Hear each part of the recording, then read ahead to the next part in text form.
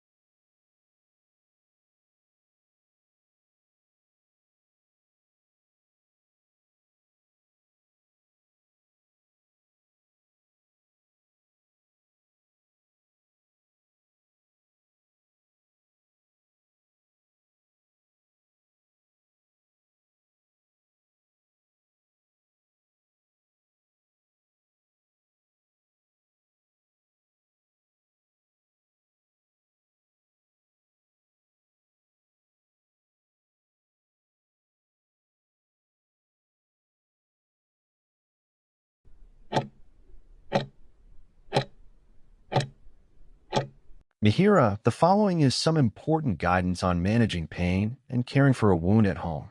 For pain and discomfort, it's often helpful to keep the wounded area elevated. This can help to reduce swelling and throbbing. Alongside rest, you can use over-the-counter pain relief medication as needed. It's important to give your body time to heal, so try to avoid strenuous activities that might strain the wound. Taking it easy and following your healthcare provider's recommendations for pain medication will support your body's natural healing process. Proper wound care is crucial to prevent infection and promote healing. A key part of this is to keep the wound and the dressing dry, which protects it from bacteria and helps the skin knit together properly. You should change the dressing regularly, exactly as your doctor instructed. This keeps the wound clean and allows you to monitor its condition. When you change the dressing, take a moment to check for signs of infection. These might include increased redness, swelling, warmth around a wound, pus, or a foul odor. If you notice any of these signs, it is important to contact your doctor right away so they can advise on the next steps.